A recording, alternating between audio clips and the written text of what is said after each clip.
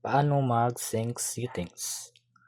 So, before kayo mag-sync settings, make sure connected yung tablet nyo sa Wi-Fi.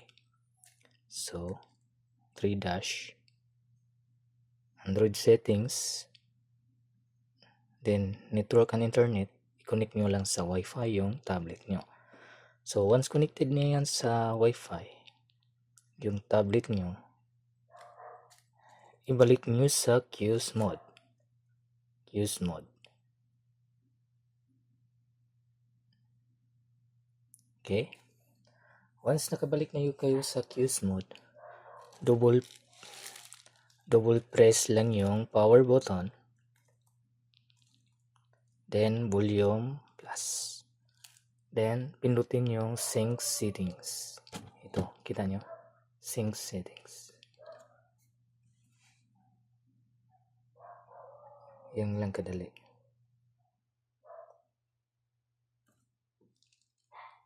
Okay. Once mag-edit kayo din ng pricing, dapat sync settings din natin. Yan lang yung gagaling nyo. Pag may mga changes kayo sa mga bells fee, load cash in, mag-sync settings talaga kayo. Pwede din kayo dito mag-sync settings sa tablet. So, dashboard. Then, loaders. Loaders tayo.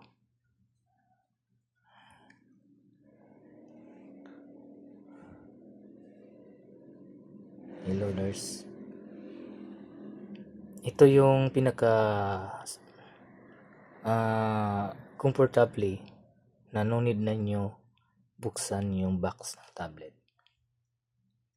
Kasi pag yung manual kasi is dapat dito pindutin nyo. So, sa portal, pwede din natin sa portal i-sync settings. So,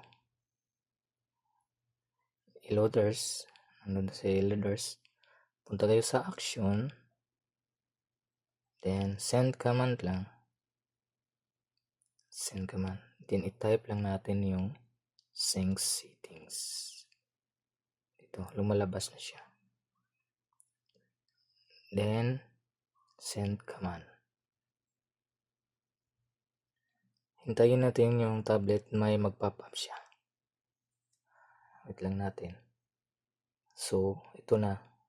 Ito yung true portal. Mas comfortable ito gagawin pag ayaw nyo buksan yung box ng tablet. Yan po lang po yung pag-sync settings.